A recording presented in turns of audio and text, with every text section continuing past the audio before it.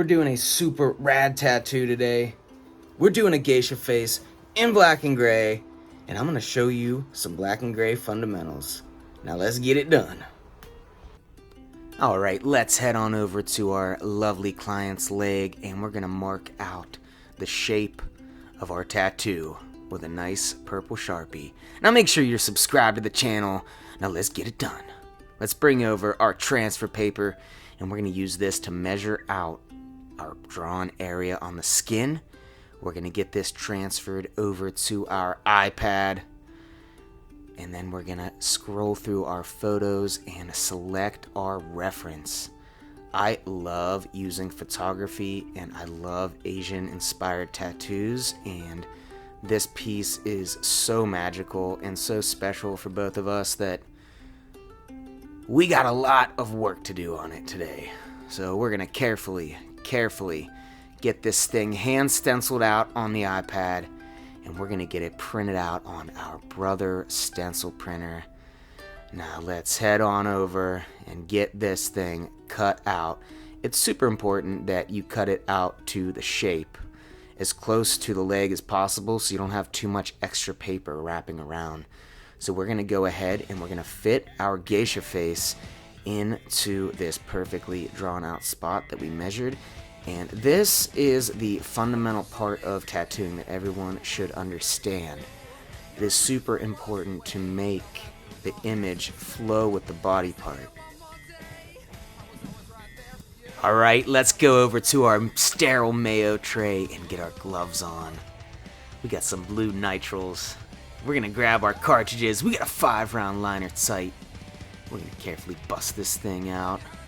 Let's keep moving on. We got a 23 soft edge mag long taper, and these are all from Quadrant. And last but not least, we got our classic 9 soft edge mag medium taper with a 0.35 millimeter diameter. And now we got our hive cups. We're gonna go ahead and put some of our distilled water into our hive cup, and then we're gonna go ahead and set that right next to our beautiful Spectra Zion FK Irons tattoo machine. Let's grab our dynamic black. We're making a gray wash set.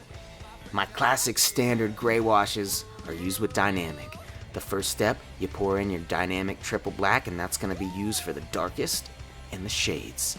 And now we're going to make our gray wash with regular dynamic ink, and we're going to make a series of drips. And I only like to use a dark, medium, and a light wash system, because I think anything past that lightest tone doesn't provide me the longevity that I need in my tattoo, so I like to keep it pretty simple. So now we're gonna load up our cartridges inside of this hive cup. You can see these specific slots that they fill right in, so the needles actually soak a little bit in that distilled water to keep the tips clean during the tattoo process. I got a little bit of lidocaine. That's the pink stuff laying over there by the hive cap. Alright, we're all set up. Now we're about to get to tatting. Let's do it.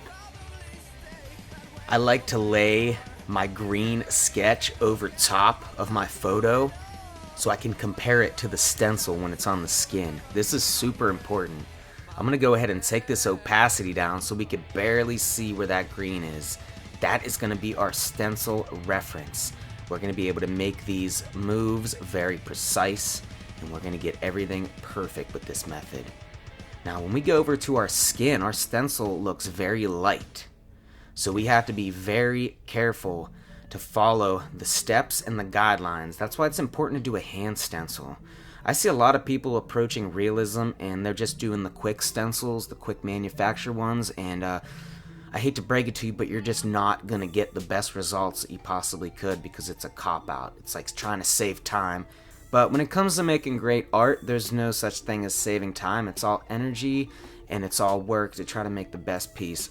So the more time you can spend on your artwork, the better. So cop-outs, not good.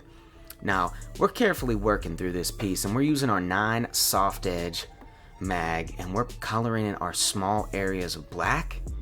We're getting our little strands of hair. We're getting a lot of micro details actually with this 9 soft edge mag. And we're doing that by turning it on its side and using it kind of like a liner, a very subtle approach.